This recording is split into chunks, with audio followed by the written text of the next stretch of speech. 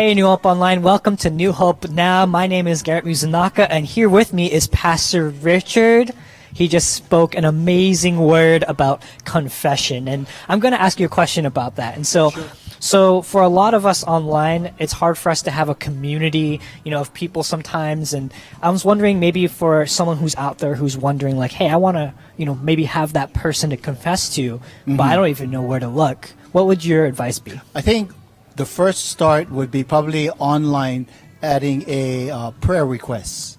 Yeah, the prayer request is a confession. Yeah. And there must be life after online, so find somebody that you can trust and just talk to them. While you're talking to them, you're confessing to them. Yeah. And then if you can close in prayer, then pray. Yeah.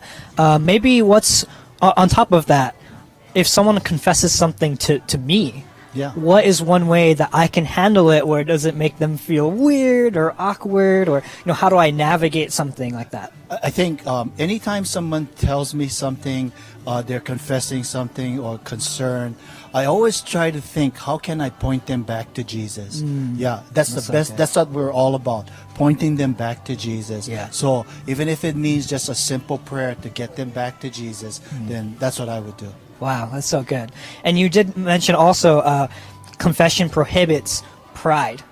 And I love that point because, at least for me, it's so easy to kind of like, oh, I'm doing good with Jesus. And, like life is coasting right now. And then all of a sudden it just takes one thing and it all comes crashing down. What's one way we can continue to kind of prohibit pride, maybe a little bit, before the break happens? I think the opposite of pride is humility.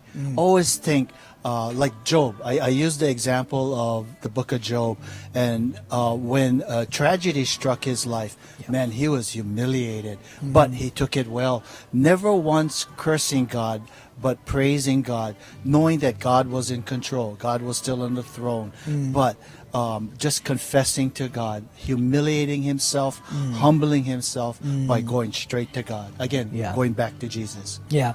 And maybe as we close here, thank you so much for your time. I know you had to come up the stairs. Oh, thank it was you. Crazy. For those of you who don't know, Pastor Richard recently had a surgery, so coming upstairs wasn't easy, but he made it.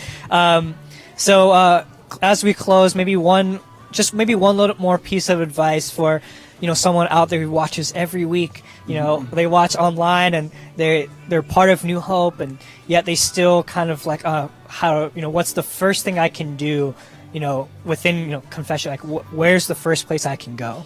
I think confession promotes prayer. Yeah. So you'll find that confession leads us to compassion, and compassion to intercession, meaning that when you confess something to someone, all of a sudden there's compassion, and it leads to prayer. Yeah. Always know that people are more concerned about other people and what they're going through than really themselves, because it's easy for them to pray to.